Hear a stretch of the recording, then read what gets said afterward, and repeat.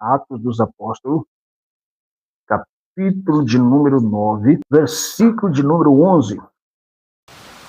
Disse-lhe o Senhor: levanta-te e vai à rua chamada direita e pergunta em casa de Judas por um homem de Tarso chamado Saulo, pois eis que ele está orando. E numa visão ele viu que entrava um homem chamado Ananias e punha sobre ele a mão para que tornasse a ver. E respondeu Ananias: Senhor, de muitos ouvi acerca deste homem, quantos males tem feito aos teus santos em Jerusalém. E aqui tem poder dos principais sacerdotes para prender a todos os que invocam o teu nome. Disse-lhe, porém, o Senhor: vai, porque este é para mim um vaso escolhido para levar o meu nome diante dos gentios, dos reis e dos filhos de Israel. E eu lhe mostrarei o quanto deve padecer pelo meu nome. E Ananias foi e entrou na casa. Impondo-lhe as mãos, disse: irmão Saulo, o Senhor Jesus que te apareceu no caminho por onde vinha, me enviou para que tornes a ver e seja cheio do Espírito Santo. E logo lhe caíram dos olhos, seus olhos, como que umas escamas, e recuperou a vista. E levantando-se, foi batizado. Alguns chegam a dizer que ele teve o seu nome mudado depois da sua conversão de Saulo para Paulo, mas na verdade não. Ele não teve o seu nome mudado. Ele continuava sendo Saulo, continuava sendo Paulo, por causa da sua dupla cidadania. Mas, neste texto, está aí a história da conversão de Saulo. Quando eu olho para a conversão de Saulo, eu vejo que, irmão, realmente, para Deus não tem impossível. Quando Deus tem um chamado na vida de um homem, de uma mulher, não adianta. Ele pode fugir, ele pode ir para onde quiser. Né? O momento certo, Deus vai fazer a obra. Eu vejo nesta passagem que aquelas pessoas que às vezes nós julgamos que nunca vai se converter, nunca vai ser um crente, aquilo que para nós é impossível, para Deus é possível. Aqueles que para nós parece ser tão durão, tão incrédulo, tão difícil de se converter, irmão, são esses que para Deus são fáceis. Não tem durão que não se dobra diante de Jesus quando Deus chama para a sua presença. O exemplo desse é Paulo. Veja que, se nós acompanhar aí sobre alguns versículos antes, por exemplo, capítulo 6, o capítulo 7, a gente vai ver a morte de Estevão sendo apedrejado. Quem estava lá? Envolvido nesta perseguição, nessa armação toda contra Estevão, apedrejando Estevão. Quem estava envolvido também? Este Paulo. Enfim, Paulo estava envolvido. E Paulo, meus irmãos, era tão assim, tão duro mesmo, que ele estava lá indo para Damasco, saiu de Jerusalém, estava indo para Damasco, quando este episódio aconteceu, quando a conversão dele acontece. Ele sai de Jerusalém, vai para Damasco, para quê? Para pegar cartas, autorização para prender os crentes, matar os crentes. Porque Paulo, ele não aceitava, meus irmãos, ver os crentes se multiplicando. A igreja de Cristo em Jerusalém estava tendo muita conversão. Os irmãos têm uma ideia, no capítulo 3, no capítulo 2 do capítulo 3, cerca de 3.000 almas, quase 3.000 almas se batizaram em um só dia. Olha só, se converteram e provavelmente com as mesmas roupas que se converteram ali, já se batizaram. Então a igreja de Cristo, no capítulo 2, lá para o final do capítulo 2, a Bíblia fala que cada dia Deus multiplicava o número dos salvos na igreja primitiva. E os crentes tão simples pregavam, como por exemplo Pedro, um homem que não tinha letra, pregava com tanta ênfase, com tanta ousadia sobre Cristo, sobre salvação, sobre o caminho do céu. E Paulo então se sentia, meus irmãos, ciumado. Paulo se sentia indignado porque Paulo era um homem muito sábio diante dos homens, diante da sociedade da época. Paulo era muito sábio. Paulo era um homem letrado. Ele estudou aos pés um dos melhores professores da época, que foi Gamaliel. Então Paulo persegue, Paulo começa a perseguir então os crentes. Paulo começa a perseguir os crentes em nome até mesmo da fé, em nome até mesmo da religião. E aí ele está indo para Damasco, buscar carta para prender os crentes em Jerusalém. Só que quando Paulo acha que seria ali, que ele ia fazer ali, vamos supor, o massacre ou a maior perseguição, não sabia ele que Jesus já estava descendo ao seu encontro, Jesus já estava esperando ele próximo a Damasco.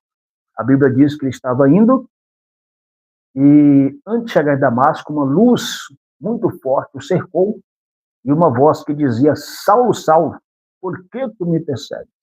Duro é para ti recalcitrar contra os meus aguilhões. Em outras palavras, dura coisa você perseguir os crentes é como se estivesse dando murro em ponta de faca. Dura é para ti recalcitrar contra os meus aguilhões. Saulo, ele diz, aí ele já procura as suas vistas, já não está enxergando, ele então falou: Senhor, quem és, Senhor?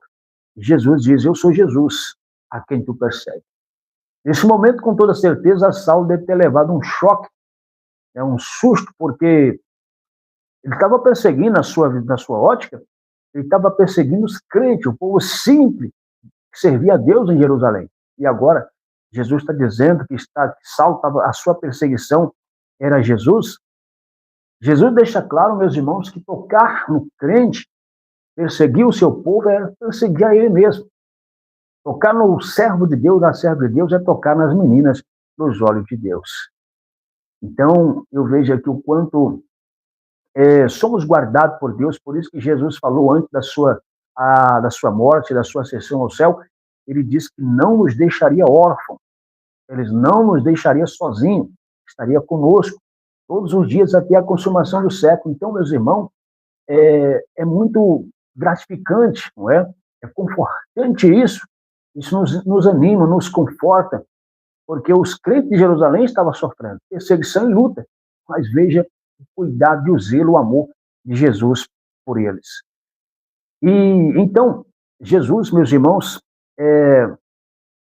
como se diz, veio ao encontro de Paulo. Jesus encontra Paulo no caminho de Damasco.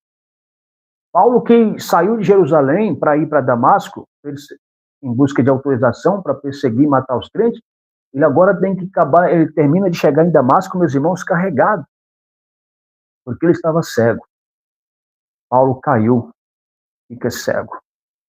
Paulo caiu, Paulo deu com a cara no chão. Paulo deu com a cara na poeira. Queridos, então Saulo termina de chegar em Damasco, mas agora carregado, dependendo dos outros, e a Bíblia fala que ele fica 3 dias e 3 noites cego, sem comer e sem beber. Ele fica em jejum e orando até. Paulo mal converte, ou seja, Paulo está passando por esse processo 3 dias, e orando, jejuando e sem poder enxergar. Como eu disse, Saulo era tão duro, tão cruel, e quando Jesus visita Ananias, que também morava em Damasco, a Bíblia fala que mostra que Ananias não queria ir, por causa da dureza do coração de Paulo, por causa da fama de Saulo. Ananias então resiste, ele não quer ir pregar ali, orar por Saulo. Mas Jesus, meus irmãos, insiste. Jesus fala a partir do versículo 11 que nós vemos, né? Jesus fala: vai, porque este é para mim um vaso escolhido para levar o meu nome diante dos gentios, diante dos reis, enfim, diante das pessoas.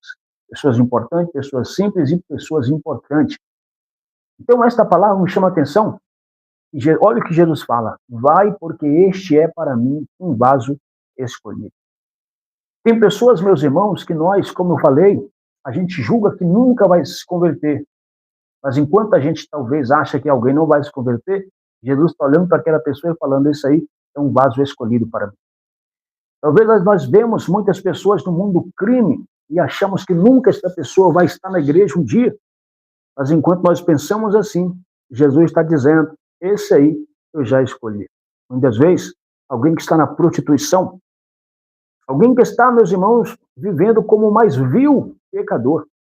E a sociedade diz que não tem jeito, a família já quer largar de mão, nada educa, nada muda. Pois é, Jesus pode estar olhando para esta pessoa e dizendo: essa aí, em breve vai estar na minha presença.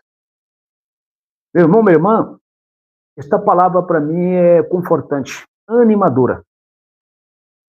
Se Jesus salvou este homem duro, este homem cruel, que até perseguiu os crentes em Jerusalém, eu te pergunto, o que Jesus não pode fazer na sua vida?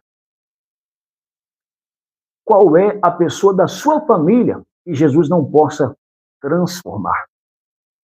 Meu irmão, minha irmã, não desista da sua casa, não desista da sua família.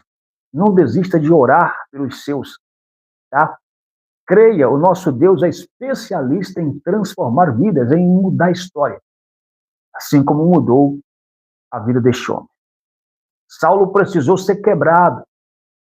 A dureza do coração de Paulo, o coração de Paulo precisou ser quebrado. Paulo precisou ter o seu coração quebrantado. Paulo precisou ficar cego, deixar de enxergar para fora. Mas durante aqueles 3 dias, Paulo se enxergou muito bem ele mesmo pelo lado de Deus. Então eu vejo aqui uma palavra de conforto, uma palavra que nos incentiva, nos motiva a continuar orando e crendo na conversão das almas das pessoas. Eu vejo aqui que aquele ou aquela que nós muitas vezes menos valorizamos, pelo motivo de até pelo motivo de não ver, meus irmãos, possibilidade de conversão, de salvação ali, de tão terrível situação, tão terrível a vida que aquela pessoa está vivendo. Talvez nas drogas, na prostituição, no crime, no roubo, mas veja, irmão, eu vejo na conversão de Paulo que Jesus ele pode fazer na vida de qualquer pessoa. E veja, Ananias foi. Quando Ananias chega, Ananias já tinha tanta convicção, porque foi Jesus que falou para Ananias: vai, porque este é para mim um vaso escolhido. Ananias entra agora com uma percepção completamente diferente, com uma visão completamente diferente. Tanto é que, quando ele entrou na casa em que Saulo estava, ele já entrou chamando de meu irmão. Irmão Saulo, o Senhor que te apareceu no caminho de onde vinha, me enviou aqui para orar por você, para que recupere, torne a ver. E Paulo já tinha tido também uma visão que entrava um homem lá e colocava as mãos sobre ele e orava, e quando na visão orava, as escamas, caía algo, Paulo recuperava a sua visão. Então veja que em todo momento a gente vê que enquanto Paulo, e é isso que acontece também conosco, às vezes nós precisamos de deixar de ver o mundo pelo lado de fora, de ver o mundo um pouco pelo lado de fora, a vida das pessoas, e começar a olhar para nós mesmos. Muitas vezes as pessoas caçam as pessoas lá fora, mas enquanto ele mesmo está perdido dentro de si. Quando nós começamos a enxergar nós mesmos, ó quão talvez religiosos que somos, ó tão ignorantes, quando nós começamos a enxergar a nossa própria ignorância, nossa própria dureza, quando nós começamos a olhar para nós, pelo lado de dentro, para dentro de nós, é aí que a conversão acontece. É aí que o arrependimento bate.